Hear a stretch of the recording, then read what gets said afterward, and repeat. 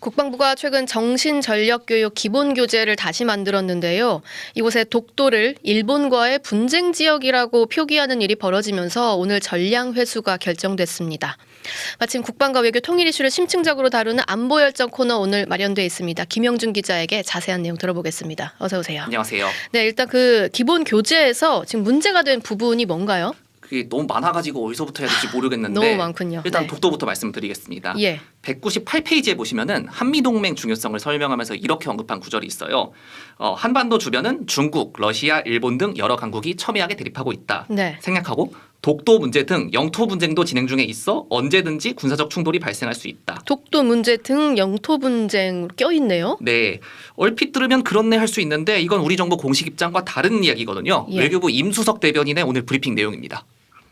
독도는 역사적, 지리적 그리고 국제법적으로 명백한 우리 고유의 영토입니다. 독도에 대한 영유권 분쟁은 존재하지도 않습니다. 또한 독도는 외교 교섭이나 사법적 해결의 대상도 될 수 없다는 점을 다시 한번 분명히 말씀드립니다.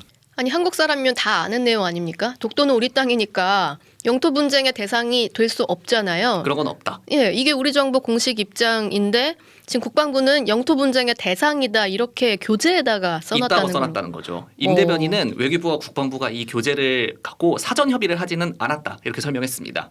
그리고 교재에 한반도 지도가 한 열 몇 개가 나와요. 네. 근데 이 지도에서 독도가 다 빠진 점도 문제로 지적이 됐습니다. 독도가 빠져 있다고요? 네, 지도에서요. 울릉도는 나와 있는데 독도가 없어요. 아. 이게 국방 백서처럼 대회에 발표하는 문서는 아니에요. 사실 군 내부 자료에 더 가까운데 이걸 가지고 향후 5년 동안 우리 국군 장병들이 전에 제가 나와서 말씀드린 정신교육, 정훈교육을 받게 되거든요. 예. 국방부는 오늘 이렇게 해명했습니다. 전학규 대변인입니다. 주어들이 이들 국가하지 않습니까? 주변 국가. 주변 국가들이 뭐 영토에 대해서 여러 가지 주장을 하고 있다 하는 얘기를 하는 것이지 우리 국가가 독도를 뭐 영토 분쟁으로 인식한다. 그런 식의 기술은 아닌 것으로 알고 있고 그렇게 보시면 될 것 같습니다. 아니 그렇게 써놓고 그런 식의 기술은 아니라고 하니까 해명이 좀 잘 이해가 가지 않는데요? 그러니까 이 브리핑 직후에 윤석열 대통령이 결코 있어서는 안 될 일이라고 크게 질책하고 예. 즉각 시정 등 엄중 조치하라고 지시했겠죠. 국방부는 중요한 표현사항에 문제점이 식별됐다면서 전량 회수해서 보완하고 문제점들은 감사 등을 통해 조치하겠다고 설명했습니다. 네. 교재 지필진 명단에 보면은 국방부 김수광 정책기획관, 김성구 정책기획차장, 추동호 정신전력 문화정책과장 등이 적시돼 있는데 뭐 책임을 면하기가 좀 어려울 것 같습니다. 아니, 도대체 어떤 배경으로 이런 기술이 들어갔는지 꼭 확인을 제대로 해야 될 것 같은데 앞서 말씀하셨던 게 뭐 한두 개가 문제가 아니다라고 하셨잖아요. 또 어떤 부분이 잘못됐습니까? 83페이지에 보면은 민주화 과정을 설명하면서 앞에 좀 생략하고 정부 주도의 경제 성장을 추진하는 과정에서 일부 과오도 발생했다 이렇게 적어놨습니다. 일부 과오요? 그러니까 영화 서울의 봄에 나오는 12.12 군사 반란을 일부 과오라고 퉁쳐놓은 거예요. 아, 네네. 바로 뒤에 우리 국민은 4.19 혁명, 5.18 민주화 운동, 60 민주항쟁 등을 통해 민주화를 이뤄냈다. 뭐 이를 적어놓긴 했는데요. 2019년에 나온 교재에서는 수십 년에 걸친 장기간의 권위주의 정부 체제 하에서 민주화를 지연시키면서 부정부패와 과도한 중앙 집중 현상 등 여러 폐단이 나타났다. 이렇게 적어놓은 것과 좀 대조되네요. 아 이게 이전 버전엔 이렇게 적혀 있었다는 거죠? 네, 군부 독재 정권의 과오는 사실은 부당한 명령에 복종해야 하느냐 아니냐 이 문제로 이어집니다. 네. 왜냐하면 군인은 합법적으로 국가 폭력을 독점하기 때문입니다.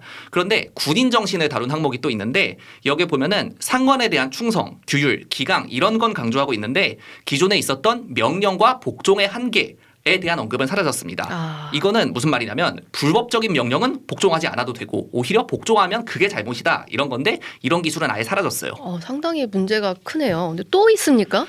22페이지에 보면은 이승만을 비롯한 지도자들의 해안과 정치적 결단으로 공산주의의 확산을 막고 자유민주주의를 대한민국의 정치체제로 선택했다 이렇게 적었습니다. 예. 근데 83페이지에 4.19 혁명이 언급되긴 하는데요. 3.15 부정선거나 4.45입 개헌 등 이전 대통령의 과오는 이 교재 전체적으로 봐도 전혀 언급되지 않습니다. 마침 국가보훈부가 지난 성탄절 날에 세계 속 독립운동을 주제로 우리나라 독립을 세계에 호소했던 독립운동가들을 2024년 독립운동가로 설정해서 발표했어요. 1월이 이승만 전 대통령입니다. 근데 과오도 많잖아요. 근데 전혀 그런 부분이 이번엔 다 빠졌다는 건가요? 이게 끝이 아닙니다. 사실관계가 아예 틀린 것도 있습니다. 예.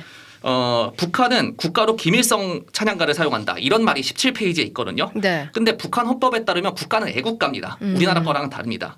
근데 이 가사에는 김일성 찬양 내용이 없어요. 왜냐하면 47년에 만든 노래입니다. 그렇군요. 김일성이 1인 독재 체제 확립하기 전에 만든 거거든요.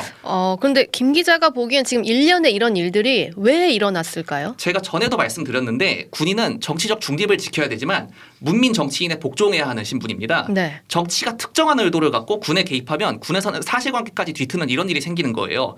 합동참모본부 공보실장을 지냈던 커뮤니케이션 앱 마편을 운영하는 엄효식 대표입니다. 교재가 어느 정도 완성이 되는 과정에서는 다양한 사람들의 의견이나 다양한 사람들의 시각으로 교재를 좀 들여다봤어야 되거든요. 레디팀 차원에서 이것을 다르게 해석할 만한 사람이 있는지 없는지도 좀 다양하게 들어봤어야 되고 여러 사람의 의견을 듣고 반영을 했더라면 이런 독도 문제라든가 이런 것들은 좀 사전에 걸릴 수 있었을 텐데 이제 그런 게 좀 부족했던 것 같아서 좀 아쉽죠. 그 사실관계까지 틀린 내용도 들어갔다. 오늘 김영준 기자와는요 본방송 이후에 유튜브 뒷담에서 조금 더 이야기를 이어가 보도록 하겠습니다. 김 기자 수고했습니다.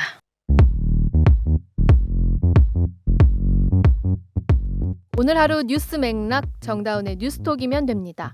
유튜브 노컷 채널 알림 설정하시면 매일 오후 5시 30분 실시간 참여하실 수 있습니다.